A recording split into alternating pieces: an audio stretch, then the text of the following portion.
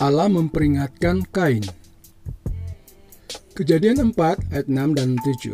Firman Tuhan kepada Kain, "Mengapa hatimu panas dan mukamu muram? Apakah mukamu tidak akan berseri jika engkau berbuat baik? Tetapi jika engkau tidak berbuat baik, dosa sudah mengintip di depan pintu. Ia sangat menggoda engkau, tetapi engkau harus berkuasa atasnya." Namun sebelum lanjut, mari kita bangun channel ini dengan tekan tombol like, subscribe, dan lonceng notifikasi agar admin makin semangat dalam mengupload video-video terbaru. Lanjut. Di sini Allah berbantah dengan Kain untuk menyadarkan dia terhadap dosa dan kebodohan dari amarah dan ketidakpuasannya, dan untuk membuatnya tenang kembali agar kejahatan yang lebih jauh bisa dicegah. Adalah contoh dari kesabaran Allah dan kebaikannya yang merendah, bahwa ia mau berurusan secara begitu lembut dengan manusia yang begitu jahat dalam perkara yang begitu jahat. Ia menghendaki supaya jangan ada yang binasa, melainkan supaya semua orang berbalik dan bertobat. Demikianlah ayah si anak hilang berargumen dengan si anak sulung, dan Allah dengan kaum Israel yang berkata, "Tindakan Tuhan tidak tepat."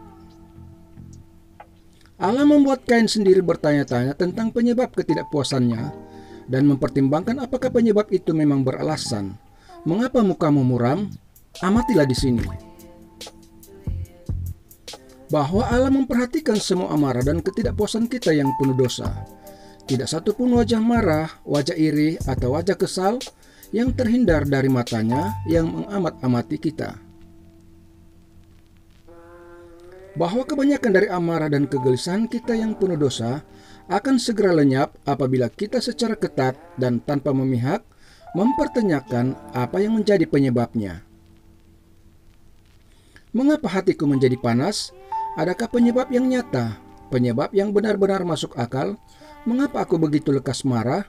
Mengapa begitu sangat marah dan begitu tidak bisa diredahkan?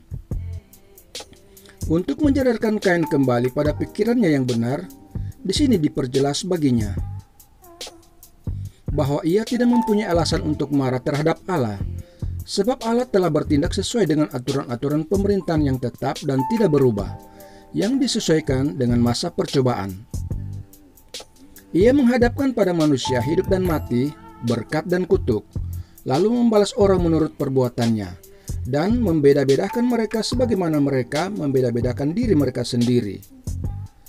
Aturan-aturan itu adil, dan oleh sebab itu jalan-jalannya sesuai dengan aturan-aturan itu pastilah tidak berat sebelah, dan ia akan dibenarkan dalam apa yang dikatakannya. Allah menghadapkan pada Kain hidup dan berkat. "Apakah mukamu tidak akan berseri jika engkau berbuat baik? Tidak diragukan lagi bahwa mukamu akan berseri, bahkan engkau tahu bahwa mukamu akan berseri. Seandainya engkau berbuat baik seperti yang diperbuat saudaramu, engkau pasti akan diterima sama seperti dia." Allah tidak membeda-bedakan orang, tidak membenci apapun yang sudah diciptakannya, tidak menutup perkenannya kepada siapapun, kecuali mereka dengan sengaja menghilangkannya. Dan ia tidak menjadikan siapapun sebagai musuh, kecuali mereka dengan dosa telah menjadikan dirinya musuh mereka. Karena itu, jika kita tidak mendapat perkenannya, maka itu salah kita sendiri. Kesalahan itu sepenuhnya ada pada kita.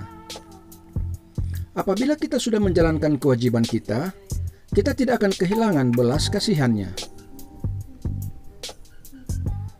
Semuanya ini akan membenarkan Allah dalam kehancuran orang-orang berdosa dan akan memperberat kehancuran mereka.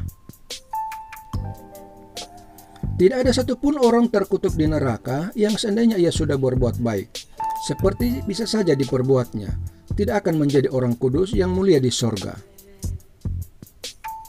Jika sekarang engkau berbuat baik, jika engkau bertobat dari dosamu, memperbarui hati dan hidupmu, dan mempersembahkan korban persembahanmu dengan cara yang lebih baik, jika engkau tidak hanya melakukan apa yang baik, tetapi juga melakukannya dengan sangat baik, maka engkau akan diterima, dosamu akan diampuni, penghiburan dan penghormatanmu akan dipulihkan, dan semuanya akan menjadi baik. Lihatlah di sini dampak dari campur tangan sang pengantara di antara Allah dan manusia. Kita tidak berdiri di atas kovenan yang pertama, yang tidak menyediakan ruang bagi pertobatan, tetapi Allah telah membuat syarat-syarat baru dengan kita. Meskipun kita sudah melanggar, jika kita bertobat dan kembali, kita akan mendapat belas kasihan-Nya. Lihatlah betapa awalnya Injil diberitakan, dan keuntungannya di sini ditawarkan bahkan kepada salah seorang pendosa yang terbesar. Allah menghadapkan kepada Kain maut dan kutuk. Tetapi jika tidak baik, maksudnya dengan mengetahui bahwa engkau tidak berbuat baik, tidak memberikan persembahan di dalam iman dan dengan cara yang benar, maka dosa sudah mengintip di depan pintu, yakni dosa ditimpakan kepadamu dan engkau tidak disenangi dan ditolak sebagai pendosa. Dakwaan yang begitu tinggi tidak akan mengintip di depan pintu seandainya engkau tidak menimpakannya ke atas dirimu sendiri dengan tidak berbuat baik. Atau seperti yang biasanya dimengerti, jika sekarang engkau tidak mau berbuat baik, jika engkau bersikeras dalam amarah ini dan bukannya merendahkan dirimu di hadapan Allah, engkau malah mengeraskan hatimu melawannya, maka dosa sudah mengintip di depan pintu. Dosa selanjutnya, karena sekarang amarah ada di dalam hatimu, pembunuhan sudah mengintip di depan pintu. Jalan dosa adalah menurun dan orang bergerak dari yang buruk menuju ke yang lebih buruk. Orang-orang yang tidak mempersembahkan korban persembahan dengan baik, tetapi ceroboh dan lalai dalam ibadah mereka terhadap Allah, membuat diri mereka sendiri rentan terhadap godaan-godaan terburuk. Dan mungkin dosa yang paling memalukan sudah mengintip di depan pintu. Mereka yang tidak menjalankan ketetapan-ketetapan Allah terancam bahaya melakukan segala kekejian atau segala hukuman dosa. Begitu berkerabat dekatnya dosa dan hukuman, sehingga kata yang sama dalam bahasa Ibrani berarti kedua-duanya. Jika dosa disimpan di dalam rumah, kutuk mengintip di depan pintu, seperti tukang sita yang siap menangkap si pendosa kapanpun ia keluar. Dosa seolah-olah terbaring tidur, tetapi ia mengintip di depan pintu di mana ia akan terbangun sebentar lagi. Lalu akan tampak bahwa penghukuman untuknya tidak terlelap. Dosa akan menimpa kamu, namun sebagian orang memilih untuk memahami ayat ini sebagai pertanda belas kasihan juga.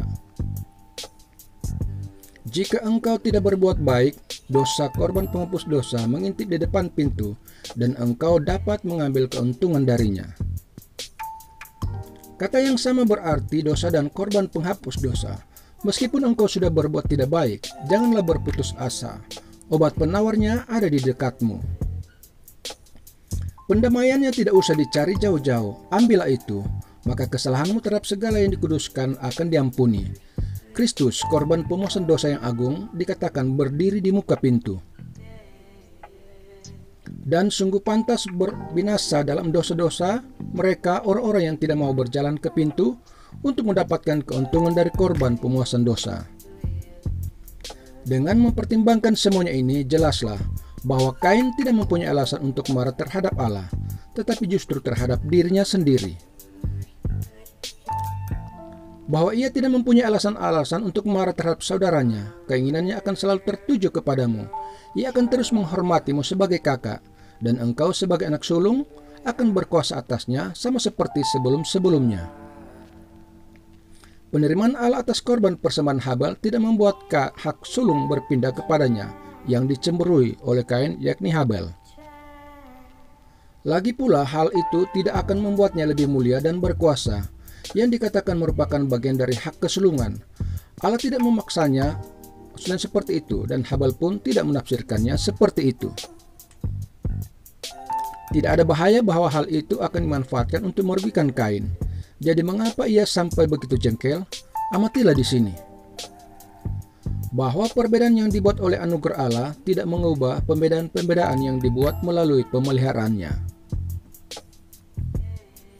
Sebaliknya, semua itu tetap dipertahankan dan mewajibkan kita untuk menjalankan kewajiban yang timbul darinya. Hamba-hamba yang percaya harus patuh kepada tuan-tuannya yang tidak percaya. Kekuasaan tidak didirikan di atas anugerah, tidak pula agama akan membenarkan sikap tidak setia atau tidak hormat dalam hubungan apa saja. Bahwa segala kecurigaan yang terkandung dipikirkan oleh kekuasaan-kekuasaan masyarakat terhadap para penyembah Allah yang benar dan menganggap mereka berbahaya bagi pemerintah, musuh kaisar, dan mengancam kedudukan para raja dan penguasa. Yang berdasarkan kecurigaan itulah, para penganiaya agama melancarkan kegeraman melawan mereka adalah sangat tidak adil dan tidak masuk akal. Bisa saja ada sebagian orang yang menyebut dirinya Kristen, tetapi justru malah bermasalah. Walaupun begitu, yang pasti orang-orang Kristen itu sungguh-sungguh merupakan warga negara yang baik, yang hidup tentram di negeri. Keinginan mereka tertuju pada pemerintah mereka, dan pemerintah ini akan berkuasa atas mereka. Terima kasih sudah menonton channel ini. Tuhan Yesus memberkati kita semua. Amin.